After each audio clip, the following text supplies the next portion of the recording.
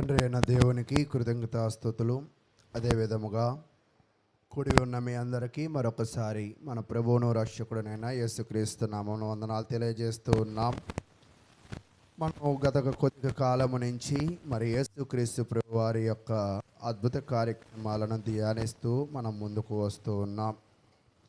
అయితే ప్రియులారా, చాలామంది కూడా మరి వాటిలో ధ్యానించి చక్కగా వింటున్నారని ఆశిస్తూ ఉన్నాం.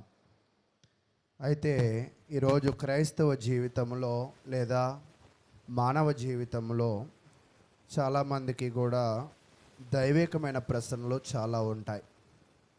దైవికమైన ప్రశ్నలు అంటే ఏమిటి అంటే, సమాజంలో చాలామంది దేవుడు ఉన్నాడా అని ఉంటూ ఉంటారు. కొంతమంది ఏమో లేరు అని చెప్పేవాళ్ళు ఉన్నారు. మొన్న కూడా ఒక వీడియో చూస్తుంటే అమ్మ తోడు దేవుడు లేడు అని అంటూ ఉన్నారు. అంటే కొంతమంది ఒట్టు పెట్టి కూడా ఎవరు లేరని చెప్తున్నారు, దేవుడు లేడు అని చెప్తున్నారు.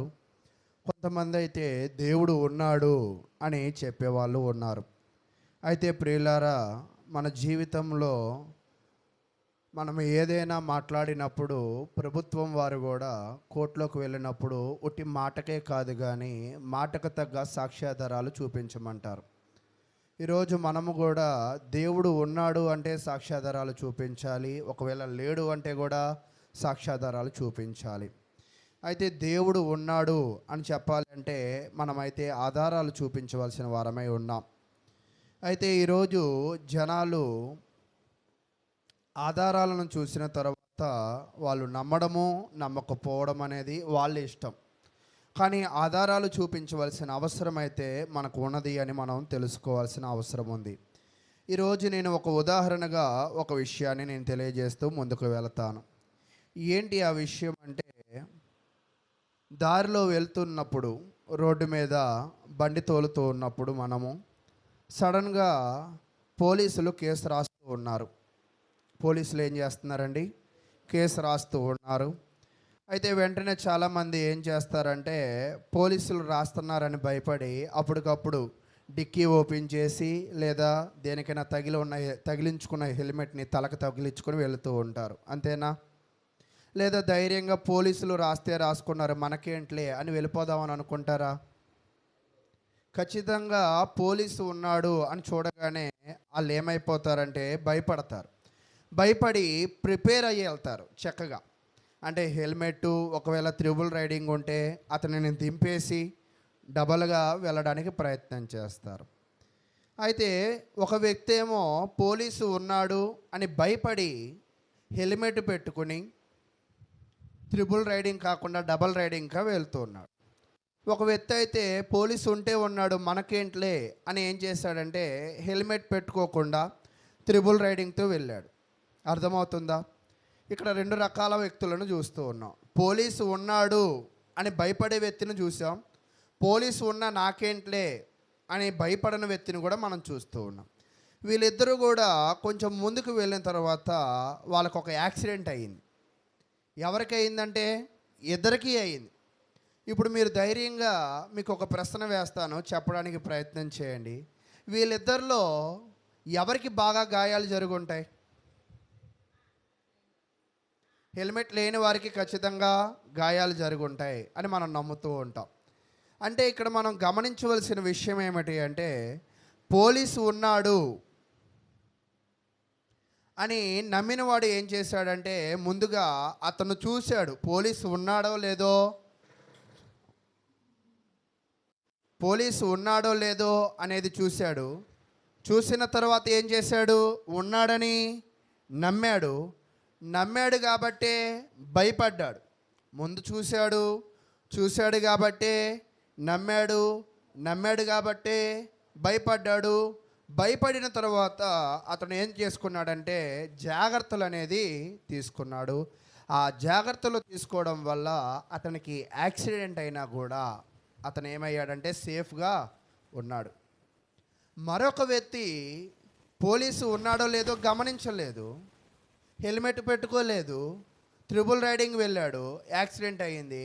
వాళ్ళు ఏమైపోయారంటే చనిపోయిన పరిస్థితి చూస్తూ ఉన్నాం. అయితే వీళ్ళిద్దరిలో ఒకళ్ళు బ్రతకడానికి మరొకళ్ళు చనిపోవడానికి గల కారణం ఏమిటంటారు? అంటే వాళ్ళు వెళ్ళే మార్గంలో పోలీసులు ఉన్నారో లేదో మొదటగా చూడడం, చూసిన తర్వాత నమ్మడం, నమ్మిన తర్వాత భయపడడం, భయపడిన తర్వాత జాగ్రత్త తీసుకోవడం, జాగ్రత్తలు అతనిని ఏం చేసాయంట, కాపాడాయి. అయితే ప్రియులారా, నేను కూడా ఏం చెప్పాలనుకుంటున్నానంటే, మన జీవితంలో కూడా మనం సేఫ్గా ఉండాలి అంటే, దేవుడు ఉన్నాడా లేడా అని మనల్ని ఎవరైనా అడిగినట్లయితే మన నమ్మకం ఎలాగ ఉండాలంటే, ఉన్నాడు అనే విధంగా ఉండాలి. ఉన్నాడు అని నువ్వు నమ్మావు అనుకోండి, నీ జీవితం ఎలా ఉంటుందంటే సేఫ్గా ఉంటుంది. ఒకవేళ ఉన్నాడని నువ్వు నమ్మలేకపోయావు అనుకో, నీ జీవితం అంత సేఫ్గా అనేది ఉండడు. కాబట్టి క్రైస్తవులమైన మనము దేవుడు ఉన్నాడా లేడా అనే ప్రశ్న మనల్ని ఎవరైనా అడిగితే ఖచ్చితంగా చెప్పవలసింది ఏంటంట, ఉన్నాడు. అయితే మీరు ఒక ప్రశ్న అడగచ్చు, ఏమండి ఉన్నాడు ఉన్నాడు అంటున్నారు కానీ ఎలా ఉన్నాడు అంటే ఎలా చెప్తాం మనం? ఉన్నాడు ఉన్నాడా అని మీరు అడుగుతున్నారు, ఉన్నాడని నన్ను చెప్పమన్నారు, నేను చెప్తాను. ఎలా చెప్పాలి? ఉన్నాడని నేను ఎలా గట్టిగా చెప్పాలి అని ఒకవేళ అడిగినట్లయితే నేను కొన్ని విషయాలను తెలియజేస్తూ, బైబిల్లో కొన్ని విషయాలను తెలియజేస్తూ నేను ముందుకు వెళ్ళిపోతాను. అయితే ఇశ్రాయేలీయుల యొక్క చరిత్ర తెలిసిన వాళ్ళకి బాగా అర్థమవుతుంది. ఇశ్రాయేలీల వాళ్ళకి మొట్టమొదటి రాజధాని ఎవరంటే ఏంటంటే తెలుసా మీ అందరికీ? మొదటి రాజధాని ఏమిటి? తీర్సా. రెండో రాజధాని ఏమిటంటే షోమ్రోన్. అంటే ఇశ్రాయేలీలకు మొదటి రాజధాని ఏంటిదంట? తీర్సా పట్టణము. ఆహాబు వచ్చిన తర్వాత తీర్సా పట్టణాన్ని పక్కన పెట్టి షోమ్రోను అనే పట్టణాన్ని కట్టాడు. అంటే షోమ్రోను అనే ఒక రాజధాని వచ్చింది అంటే దానిని ఎవరో ఒకరు ఏం చేశారు? నిర్మించారు. నిజమేనా కాదా? సరే, మరి ఇంతగా జనరల్ నాలెడ్జ్లో మనకు అర్థమయ్యే క్వశ్చన్, ఇంతకుముందు ఆంధ్రప్రదేశ్కి రాజధాని ఏమిటంటే హైదరాబాద్, ఇప్పుడు అమరావతి. ఒక రకంగా అమరావతి. అంటే ఇప్పుడు ఒక రాజధాని అనేది ఉన్నది అంటే దానిని నిర్మించిన వాడు, దానిని రూపించిన వాడు, దాని కొరకు స్థలాన్ని కేటాయించిన వాళ్ళు ఉన్నారనా లేరనా? రాజధాని దానంతటా అది పుట్టిద్దా, లేదా ఎవరైనా స్థలాలు ఏర్పరిచి అక్కడ కాన్సన్ట్రేటెడ్గా దృష్టి పెట్టి అక్కడ ఐటీ హబ్బులను కట్టి అక్కడ కావాల్సిన సదుపాయాలను ఏర్పరిచే ఒక వ్యక్తి, దాని వెనక బ్యాక్గ్రౌండ్గా వర్క్ చేసే ఒక సంస్థ ఉండిద్దా ఉండదా? అంటే ఒక రాజధాని ఏర్పడాలి అంటే వెనక ఒక సంస్థ ఉండాలి, అంతేనా? అలాగే ఇశ్రాయేలీలకు రాజధాని ఏర్పడిందంటే వెనక ఆహాబు ఉన్నాడు. ఆంధ్రప్రదేశ్కి రాజధాని ఏర్పడిందంటే వెనక నాయకులు ఉన్నారు, అంతేనా? ఇది మీరు నమ్ముతున్నారా? ఒక వస్తువు ఉన్నది అంటే దాని వెనక దానిని నిర్మించిన వాడు, లేదా దానిని రూపించిన వాడు, దాని కొరకు ప్రయాసపడే వాళ్ళు ఒకరు ఉన్నారు. అలాగే ఈరోజు నేను చెప్పే విషయం ఏమిటి అంటే, దేవుడు ఉన్నాడా అని ఒకవేళ ఎవరైనా అడిగితే ఉన్నాడు అని ఎలా చెప్పగలమంటే దానికి ఉదాహరణగా ఈ సృష్టి. మొట్టమొదటిగా ఎవరు వాక్యం చెప్పినా కూడా మొదటి ఎవిడెన్స్ దేం తీసుకుంటారంటే సృష్టి. ఉన్నాడు అని నిరూపించడానికి మొదటి ఎవిడెన్స్ ఏంటంట? సృష్టి. ఈ సృష్టిని మీరు గమనించండి, దానంతటగా దానిగానే భూమిగా తయారు కాలేదు, దానంతట దానిగానే చెట్లు రాలేదు, దానంతగా దానిగానే ఆకాశము రాలేదు. అంటే దీనిని నిర్మించిన వాడు ఎవరో ఒకళ్ళు ఉన్నారు. ఈరోజు మనం నమ్మవలసింది ఏమిటి అంటే, మనం నడుస్తున్న ఈ భూమి, మనము పీల్చుకుంటున్న ఈ గాలి, మనకి వర్షాన్ని కురిపిస్తున్న ఈ ఆకాశం, దీని వెనక ఎవరో ఒకరు పనిచేశారు. ఆ పని చేసిన వ్యక్తినే ఏమన్నారంటే దేవుడు అని అన్నారు. ఈరోజు మీరు చూడండి, ఒక చెక్కని ఇది ఉంది కదా, ఈ బల్ల ఇటువంటి అందమైన ఆకారములోకి రావడానికి దానంతటా అది రాదు. దీనిని అందంగా చెక్కడానికి ఒక వ్యక్తి ఉంటాడు, అంతేనా? అలాగే ఈ టీవీ దానంతటగా అది పుట్టదు, దానిని ఒక అందమైన రూపంలో తీర్చిదిద్దడానికి ఒకళ్ళు ఉంటారు, అతను టెక్నీషియన్ అవుతాడు, ఇతను కార్పెంటర్ అవుతారు. ఏదైనా ఒక అందమైన వస్తువు బయటికి వచ్చింది అంటే దాని వెనక ఒకళ్ళ కృషి ఖచ్చితంగా ఉంటుంది. వస్తువులే కాదు, మనుషులు కూడా చూడండి కొంతమంది ఐఏఎస్ ఐపీఎస్ ఆఫీసర్లు ఏమంటారంటే, మీరు ఫస్ట్ ర్యాంక్ వచ్చింది కదా, మీకు 10వ ర్యాంక్ వచ్చింది కదా అంటే వాళ్ళు ఏం చెప్తారంటే, నా తల్లిదండ్రులు నాకు బాగా సపోర్ట్ చేశారని. అంటే ఒక అందమైనది ఏదైనా కళ్ళ ముందుకి రావాలంటే దాని వెనక ఎవరో ఒకళ్ళు కష్టపడ్డారు. వస్తువుల వెనక కష్టపడ్డ వ్యక్తులు అంటాము. ఈ సృష్టి వెనక కష్టపడ్డ వ్యక్తిని ఏమంటామంటే దేవుడు అంటాం. వస్తువులను తయారు చేసిన వ్యక్తులను ఏమంటామంటే పనివాళ్ళు అంటాము. ఈ యొక్క సృష్టిని తయారు చేసిన వ్యక్తిని ఏమంటామంటే దేవుడు అంటాం. అయితే ప్రియులారా, దేవుడు ఉన్నాడా లేడా అంటే అవును ఉన్నాడు. ఎలా చెప్పగలవంటే ఈ సృష్టిని నిర్మించారు, దానంతటికి అది పుట్టలేదు, దానిని నిర్మించిన వాడు ఒకళ్ళు ఉన్నారు.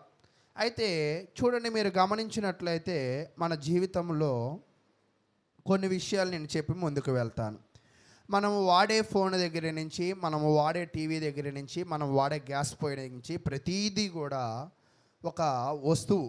ఈ వస్తువును ఎవరో ఒకళ్ళు తయారు చేశారు. ఈ తయారు చేసిన తరువాత ఈ వస్తువులకి రిపేర్లు వస్తున్నాయా రావట్లేదా? నా ప్రశ్న మీకు అర్థమైందా? వస్తువులు తయారు చేసిన తర్వాత ఈ వస్తువులకు ఖచ్చితంగా ఏమొస్తాయి? రిపేర్లు వస్తాయి. మరి ఈ రిపేర్లు వచ్చినప్పుడు ఈ వస్తువులను మనం ఏం చేస్తామంటే ఆ రిపేర్ చేసే వ్యక్తి దగ్గరికి వెళ్ళి రిపేర్ చేయించుకుంటాం. మనకు అర్థం కావాల్సిన విషయం ఏమిటి అంటే, ఈ భూమి, ఈ గాలి యొక్క పంచభూతములు అంటూ ఉంటాం కదా. మీరు ఎప్పుడైనా కూడా మీ మోటార్ని పగల నుంచి నైట్ దాకా ఆడిస్తూ ఉండండి, అదేమైపోయిద్ది? పాడైపోయింది. అలాగే సృష్టి ప్రారంభమయ్యి ఇప్పటికి ఇంచుమించుగా 6025 సంవత్సరాలు అయింది.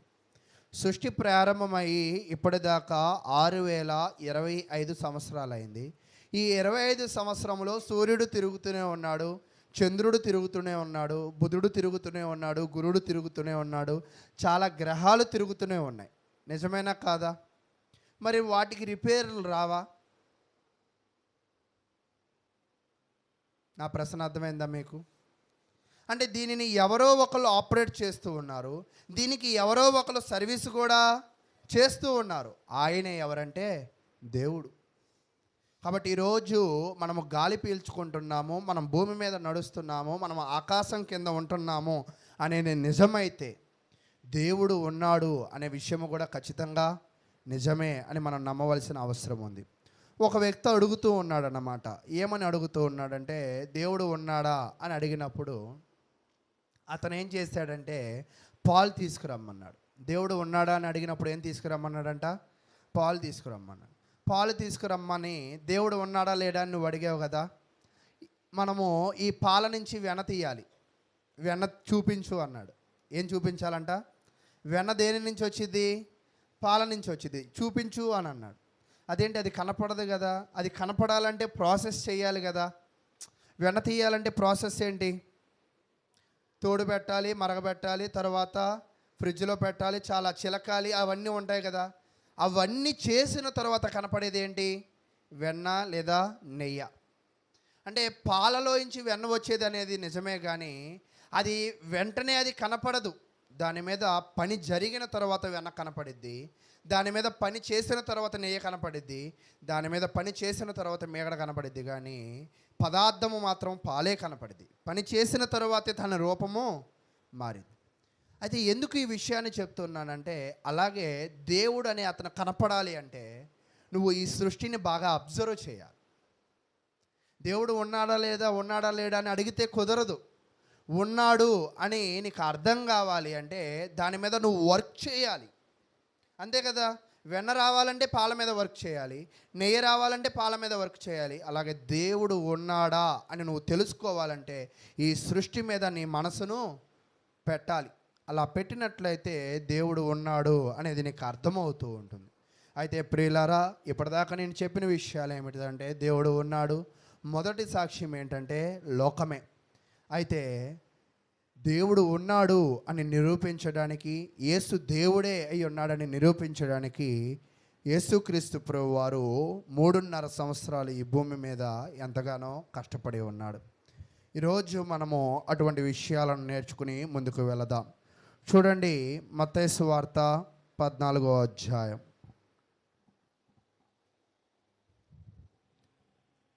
మత్తయి సువార్త 14వ అధ్యాయం.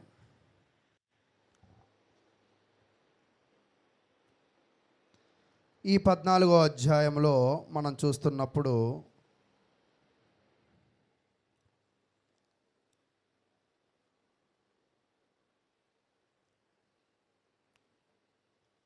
పోయినసారి ఇదే అధ్యాయంలో దేవుడు ఓచ చేయగలిగిన వాడిని స్వస్థపరిచాడు అనే విషయాన్ని నేర్చుకున్నాం. ఇదే అధ్యాయంలో మనం ఏం నేర్చుకున్నామంటే 14వ అధ్యాయము 21వ వచనాన్ని చూద్దాం. మత్తయి సువార్త 14వ అధ్యాయము 21వ వచనము. స్త్రీలను పిల్లలను గాక తినిన వారు ఇంచుమించు 5,000 మంది పురుషులు. ఇక్కడ మీరు గమనించినప్పుడు స్త్రీలను పిల్లలను గాక తినిన వారు ఇంచుమించు 5,000 మంది పురుషులు. పురుషులు మాత్రమే ఎంతమంది తిన్నారంట?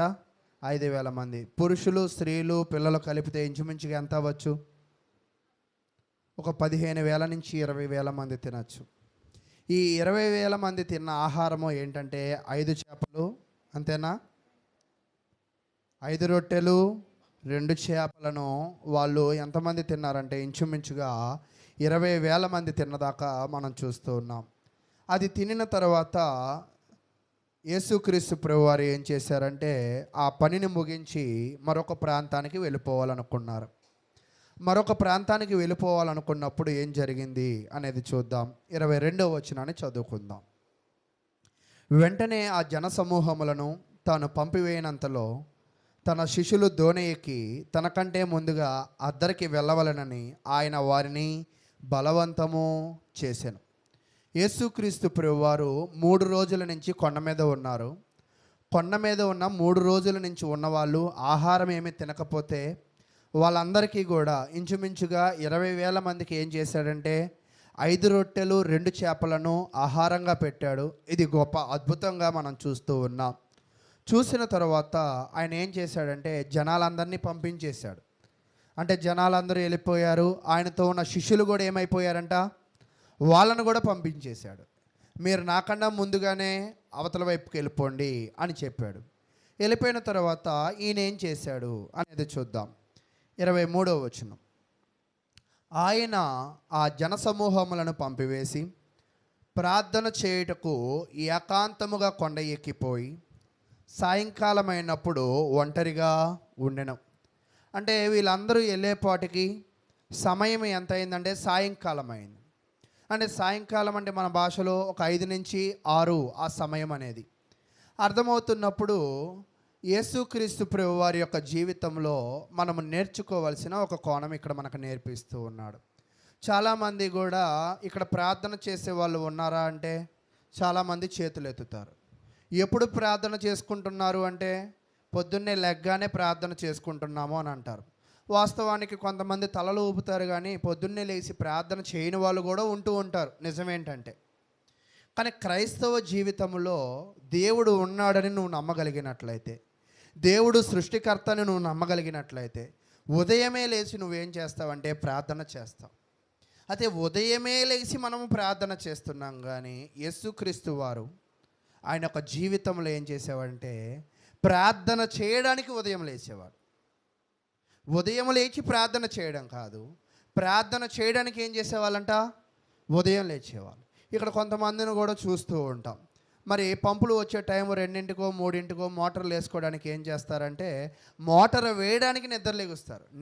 లేచి మోటార్ వేయడానికి లేదు. అర్థమవుతుందా?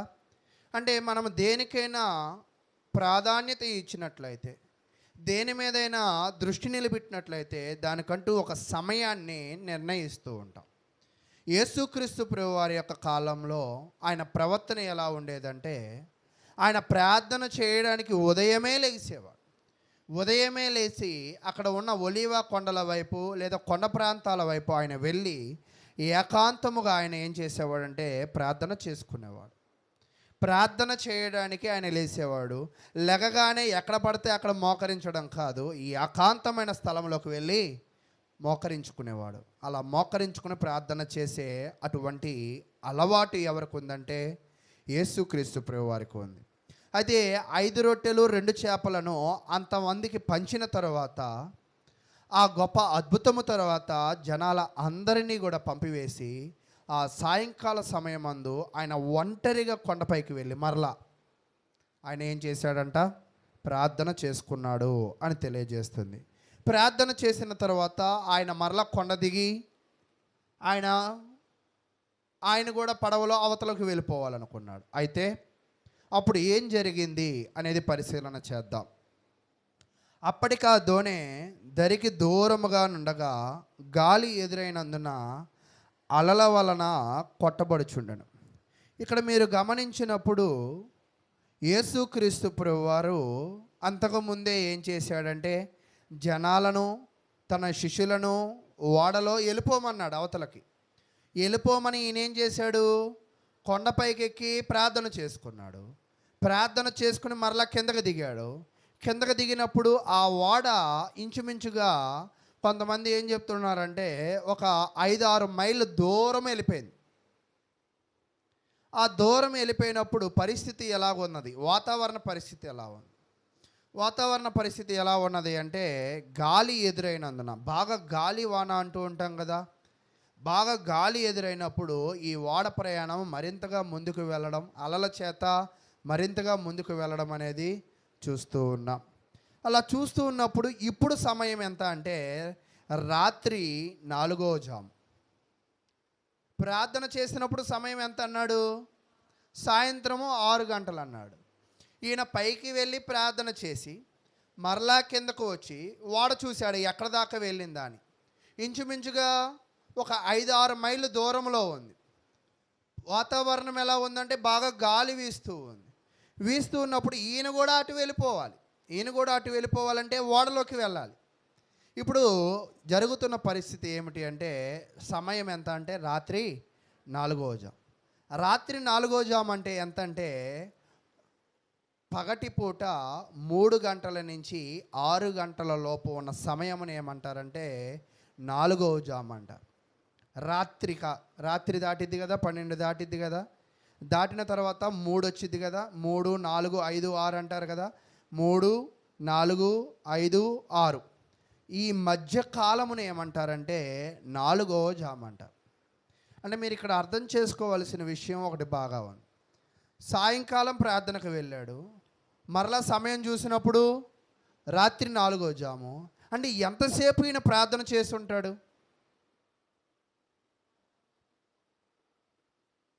అంటే ఈయన ప్రార్థన కొరకు కేటాయించిన సమయము చూసారా ఎంత కనపడుతుందో? ఆ సమయంలో ఆయన ఏకాంతముగా ప్రార్థన చేయాలనుకున్నాడు, కొండ ఎక్కాడు, చాలాసేపు ప్రార్థన చేశాడు.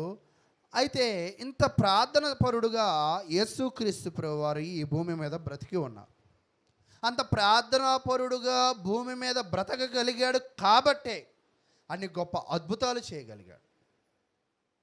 ఈరోజు నేను కూడా ఏం చెప్పాలని ప్రయత్నం చేస్తున్నానంటే నీ జీవితంలో కూడా ఒక ప్రార్థనా పరుడుగా నువ్వు జీవించగలిగినట్లయితే, ప్రార్థన కొరకు నువ్వు లెగిసి ప్రార్థన చేయగలిగినట్లయితే, ప్రార్థనకి సమయమును నువ్వు కేటాయించగలిగినట్లయితే నువ్వు అద్భుతములు చేయలేవు కానీ అద్భుతములు చూడగలవు. కాబట్టి మన జీవితంలో గొప్ప జీవితాన్ని మనము జీవించాలి అంటే, గొప్ప పరిస్థితులు మనకు ఎదురు రావాలి అంటే మనము ప్రార్థనలో ఎక్కువ సమయాన్ని ఏం చేయాలంటే కేటాయించేవారిగా ఉండాలని దేవుని వాక్యం అయితే తెలియజేస్తూ ఉంది. అయితే ప్రియులారా, చాలామంది కూడా ఉదయం ప్రార్థనకు వస్తారు, ఒకవేళ సాయంత్రం ఉందంటే ఉదయం వెళ్ళాక సాయంత్రం ఎందుకు అని అనుకుంటూ ఉంటారు. మీరు భోజనాల సమయంలో చూడండి, ఒక్కోసారి సాంబార్ వేసినప్పుడు మొక్కలై, మరలా వేయి, పెరుగు చట్నీ వేయి, మరలా చికెన్ వేయి, మరలా మటన్ వేయి, వేయకపోతే అదొక గొడవ. మరలా అంటే ఇష్టమైనది ఏం చేస్తారంటే కొంతమంది 2-3 సార్లు వేయించుకుంటూ ఉంటారు. నిజముగా నీకు ప్రార్థన అంటే ఇష్టం ఉండినట్లయితే, దేవునితో కొనసాగించాలి అనే అభిప్రాయం ఉండినట్లయితే, నీ హృదయ స్థితిని నువ్వు మార్చుకోవాలన్న ఆలోచన నీకు ఉండినట్లయితే, నీ జీవితంలో నువ్వు ఒక ప్రార్థనాపరుడుగా ఖచ్చితంగా జీవించాలి అని దేవుడు వాక్యం అయితే తెలియజేస్తూ ఉంది. అయితే జీవించిన తర్వాత ఆయన ఏం చేస్తానంటే ఓడ దూరంగా వెళ్ళిపోయింది, ఈయన వాడేవతలో ఉన్నాడు. ఇంచుమించుగా ఒక 10 గంటలు దాటుతుంది. అయితే ఏం జరిగిందంటే రాత్రి 4వ జామున ఆయన సముద్రము మీద నడుచుచు వారి వద్దకు వచ్చెను. అంటే ఈయన దగ్గర ఓడలేదేమో, ఈయన ఏం చేశాడు, వాళ్ళ శిష్యులు వెళ్ళిన ఓడ దగ్గరికి నడుచుకుంటూ వెళ్ళిపోయాడు. నడుచుకుంటూ వెళ్ళడానికి అదేమి రోడ్డు కాదు, ఆయన నడిచింది ఎక్కడో తెలుసా, ఆయన సముద్రము మీద నడుచుచు వారి యొద్దకు వచ్చెను. ఆ సముద్రము మీద నడుచుచుట శిష్యులు చూచి తొందరపడి భూతమని చెప్పుకొని భయము చేత కేకలు వేసిరి. భయంతో ఏం చేశారంట? ఇక్కడ మీకు ఆశ్చర్యకరమైన విషయం ఏమిటంటే, రోడ్డు మీద మనకి ఎక్కడైనా తెల్లగా కనపడితే మనుషుల్లే అని అనుకుంటాం. కానీ వీళ్ళకి కనపడింది ఎక్కడంట? ఒక సముద్రంలో. సముద్రంలో కనపడడం కూడా ఎలా కనపడుతుంది? నడుచుకుంటూ దగ్గరికి వస్తున్నారు, ఎవరో వస్తున్నారు. అయితే మనుషుల వల్ల అయితే సాధ్యపడదు. సముద్రము మీద నడవడం అనేది మనుషుల వల్ల సాధ్యపడే పని కాదు. కాబట్టి వీళ్ళు పక్కాగా ఏమనుకుంటున్నారంటే భూతం అని అనుకుంటున్నారు. అంటే భూతం ఏం చేయగలదు? అది ఎక్కడైనా నడవగలదు, రోడ్డు మీద నడవగలదు. ఇప్పుడు మీరు కొన్ని బాతులు అంటారు తెలుసా? బాతులు ఎక్కడ నడుస్తాయి తెలుసా? ఎక్కడ నడుస్తాయి? నీటిలో కూడా నడుస్తాయి, నేల మీద కూడా నడుస్తూ ఉంటాయి. అయితే మనిషికి అటువంటి అవకాశం లేదు.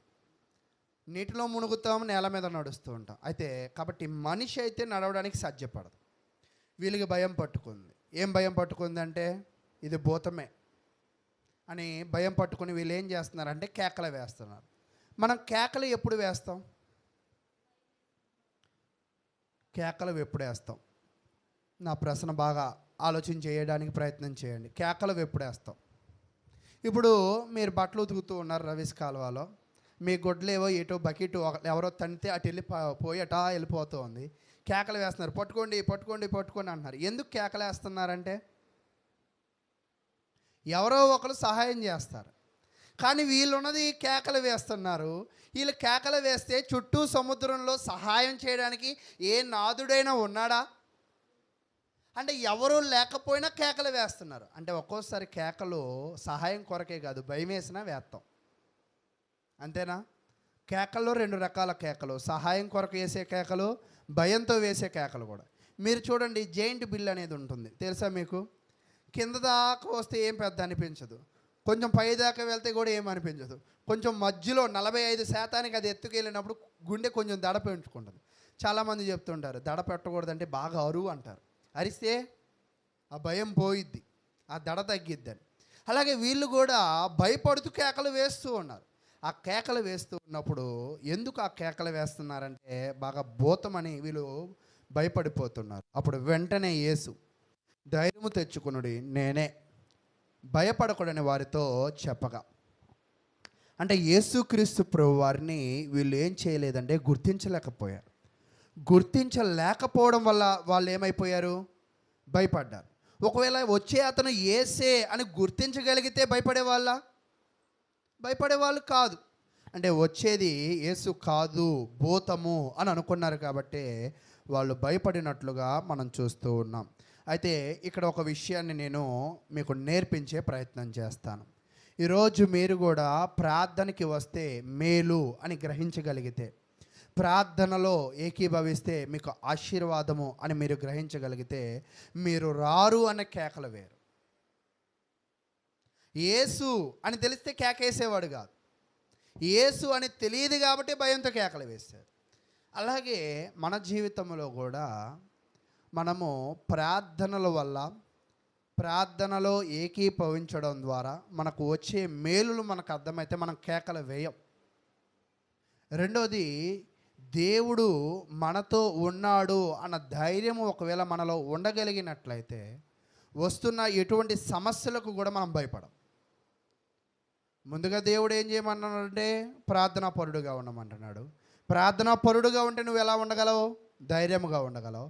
ఈ ధైర్యము నిన్ను ఏం చేసిద్ది అంటే కేకలు వేయనీయకుండా చేస్తూ ఉండు, భయపడకుండా చేస్తూ ఉండు, ధైర్యముగా ఉండేటట్టుగా చేస్తూ ఉండు. అంటే ఒక ప్రార్థనా జీవితము, యేసుక్రీస్తు ప్రభువారిని నువ్వు గుర్తు ఎరగడం అనేది నీకు ధైర్యానికి అది ఒక సంకేతముగా కనపడుతూ ఉంది. కాబట్టి నీ జీవితంలో నువ్వు ధైర్యముగా కొనసాగాలి అంటే, నిజముగా చాలా రోగాలతో బాధపడే వాళ్ళు ఉన్నారు, అప్పుల బాధలతో బాధపడే వాళ్ళు ఉన్నారు, కుటుంబ సమస్యలతో బాధపడే ఉన్నారు. అయితే మీ బాధలన్నిటికీ మీరు బాధపడాల్సిన పని లేదు. ఎప్పుడంటే క్రీస్తును గుర్తెరిగినప్పుడు. క్రీస్తు మీ చెంతకు వస్తున్నాడు అని గుర్తెరిగినప్పుడు, క్రీస్తు చెంత మీరు ఉన్నారని గుర్తెరిగినప్పుడు మీరు భయపడవలసిన పనే లేదు. అయితే ప్రియులారా, క్రీస్తుకు ఒకవేళ మీరు దూరంగా ఉంటే ఖచ్చితంగా వస్తున్న సమస్యలు అవి మిమ్మల్ని ఎంతగానో బాధిస్తాయని మీరు కూడా శిష్యుల వలె భూతముగా ఫీల్ అయ్యి మీరు కూడా ఏమవుతారంటే భయపడేవారిగా, బాధపడేవారిగా ఉంటారని దేవుడు వాక్యం అయితే తెలియజేస్తుంది. కాబట్టి ఈరోజు ఈ యొక్క విషయంలో మనం నేర్చుకోవాల్సిన విషయం ఏమిటి అంటే, యేసు చెంత మనం ఉండినట్లయితే ధైర్యముగా బ్రతకచ్చు. యేసు రాకడను మనం గుర్తెరగగలిగినట్లయితే మనం ధైర్యముగా బ్రతకవచ్చు. యేసుతో నువ్వు అడుగులు వేసినట్లయితే యేసే అన్ని విషయాల్లో నీకు తోడుంటాడు అనేది నువ్వు తెలుసుకోవాల్సిన అవసరం ఉంది. అయితే ప్రియులారా, ఇదంతా చూసిన తర్వాత యేసు దూరం నుంచే ఉన్నాడు, కానీ ఆయన అరుపులు వినపడ్డాయి ఇక్కడికి. ఏమని? మీరేం భయపడద్దు, నేనే. ఎవరంట? నేనే. నేనే అంటే యేసుని. భయపడకూడని చెప్పగా పేతురు, ప్రభువా. పేతురు క్యారెక్టర్ ఎప్పుడు కూడా హైపర్ యాక్టివ్. హైపర్ యాక్టివ్ అంటే తొందరగా రియాక్ట్ అవుతాడు దేనికైనా కూడా. పేతురు దేనికైనా తొందరగా రియాక్ట్ అవుతాడు, దేనికైనా తొందరగా భయపడే పరిస్థితులు.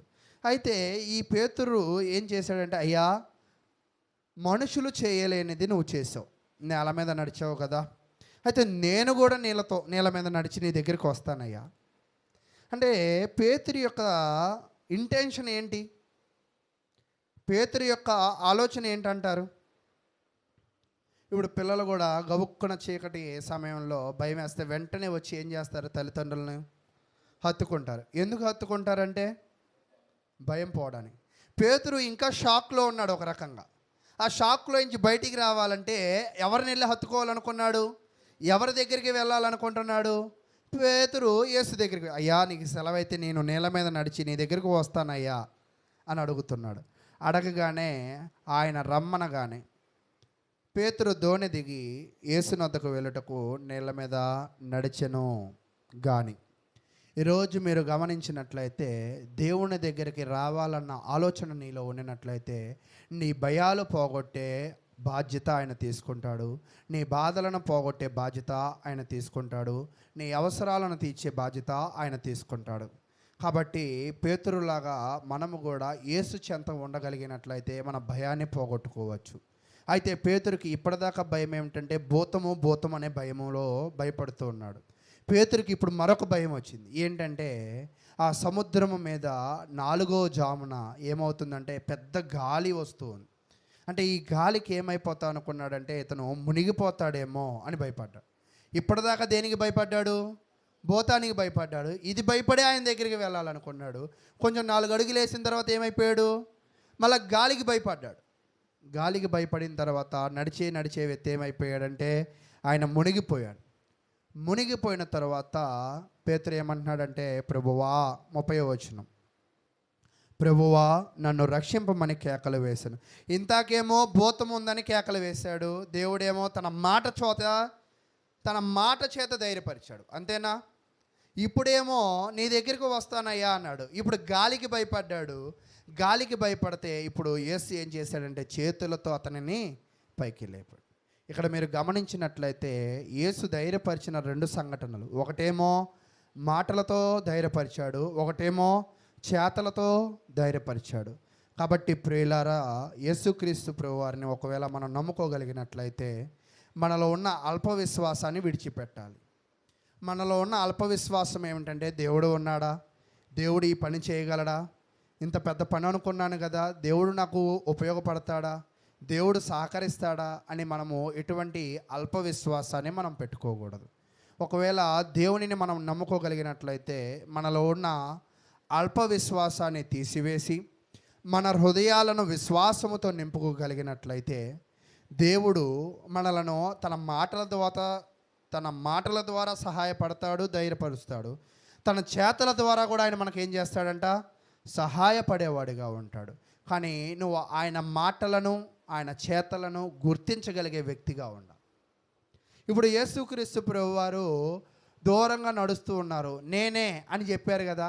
ఆ నేనే అన్న పదం వీళ్ళకి వినపడకపోతే, ఒకవేళ వీళ్ళకి చెవుడు అనుకుందాం కాసేపు, వీళ్ళ పరిస్థితి ఎలా ఉంటుంది? ఇంకా భయపడుతూనే ఉంటారు. అంటే ఒక్కోసారి కొన్ని మాటలు ఎందుకు శ్రద్ధగా వినాలి అంటే ఆ మాటలే మనల్ని ధైర్యపరుస్తాయి. అలాగే ఎందుకు మనము ప్రార్థనకి రావాలి, ఎందుకు చక్కగా వాక్యము వినాలి అంటే ఆ మాటలు మనల్ని ఏం చేస్తాయంట, ధైర్యపరుస్తాయి అని మనం విశ్వసించే వారిగా ఉండాలి. అయితే అక్కడ 33వ వచనం, అంతటా ధోనిలో నున్నవారు వచ్చి నీవు నిజముగా దేవుని కుమారుడు అని చెప్పి ఆయనకు మ్రొక్కిరి. అంటే ధోనిలో ఉన్న వాళ్ళ అందరూ కూడా ఏం చేశారంటే, ముందుగా భూతం అనే భయం నుంచి పోగొట్టారు. రెండోది, నువ్వు నీళ్ళ మీద నడిచో, నిన్ను నమ్ముకున్న వాళ్ళని నీళ్ళ మీద నడిపించో, ఆయన మునిగిపోతే రక్షించో, ఇన్ని గొప్ప కార్యాలు చేయగలిగావు అంటే నువ్వు సామాన్యమైన వ్యక్తివైతే కాదు. అంటే నీలో ఏ గుణాలు ఉన్నాయంటే మానవుని గుణాల కన్నా మించిన గుణాలు ఉన్నాయి. అంటే నీ శరీర అవయవాలు బట్టి నువ్వు మానవుడివే, కానీ నీలో ఉన్న శక్తి దైవశక్తి అని ఆయనకు ఏం చేశారంట, మ్రొక్కిరి అంటే అర్థం, మ్రొక్కిరి అంటే అర్థం ఏంటి?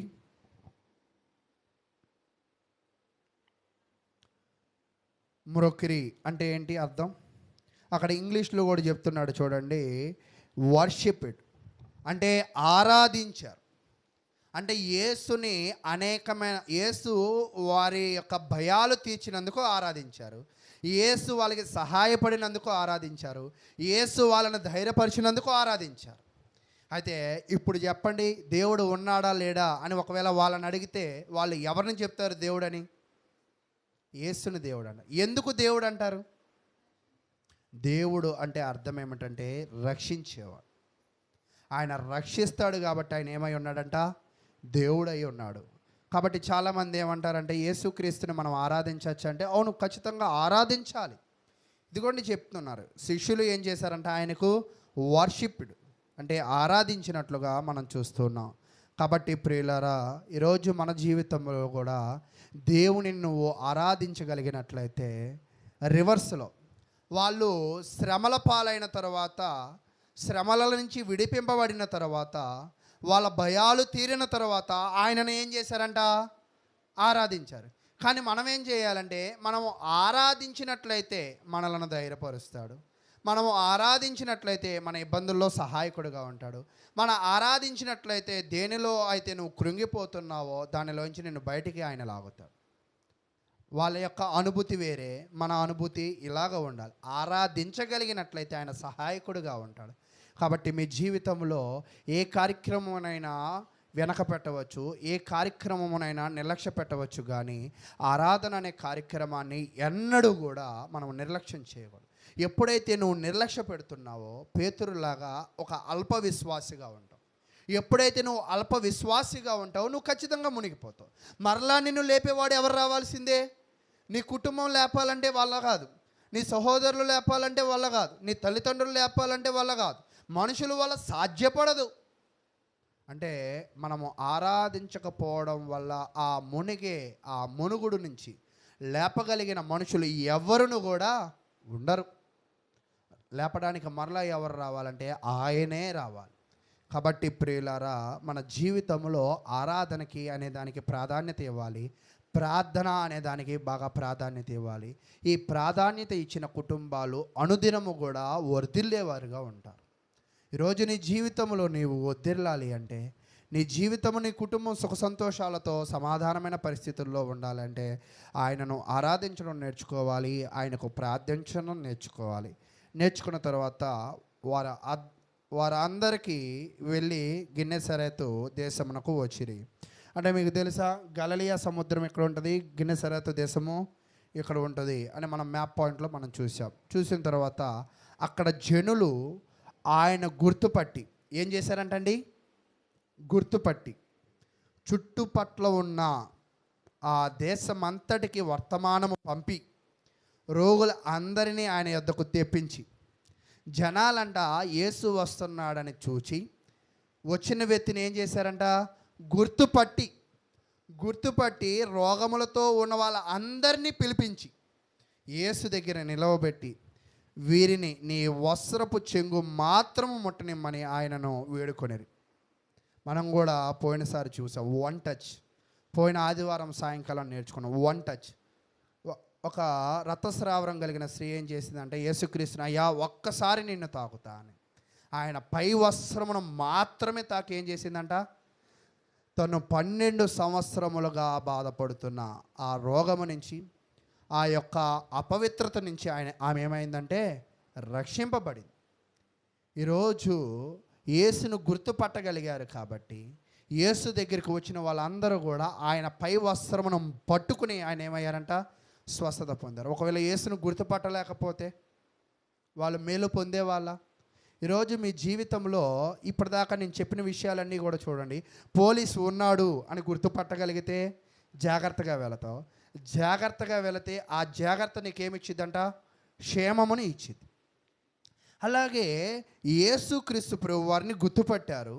గుర్తుపట్టడం ద్వారా వాళ్ళకి ఏం కలిగింది, మేలు కలిగింది. అలాగే యేసు ఉన్నాడు, దేవుడు ఉన్నాడు అని ఎవరైతే గుర్తుపట్టగలుగుతారో, దేవుడి చెంతకు ఎవరైతే వస్తారో, మాటల ద్వారా రక్షిస్తాడు, చేతల ద్వారా రక్షిస్తాడు. అక్కడ ఆయన వస్త్రమును ముట్టుకున్నా కూడా ఆయన ఏం చేస్తాడంట, రక్షించిన పరిస్థితుల్లో చూస్తూ ఉంటాం. కాబట్టి నీ జీవితంలోనూ నా జీవితంలోనూ మనము రక్షింపబడాలి, మనము బాగుపడాలి, మనం సంతోషంగా ఉండాలి, మనం శాంతి సమాధానాలతో ఉండాలంటే దేవుడు ఉన్నాడు అని గుర్తెరగాలి. ఆ ఉన్న దేవుడికి ప్రార్థన చేయాలి, ఆ ప్రార్థన చేసే దేవుడిని ఆరాధించాలి. ఆ ఆరాధించే దేవుడిని యొద్ద చెంతన మన జీవితాన్ని కొనసాగించే వారిగా ఉండాలని తెలియజేస్తూ, ఎంతో ఓపికగా విన్న అందరికీ కూడా ప్రభు నామమున వందనాలు తెలియజేస్తూ ముగిస్తూ ఉన్నాను.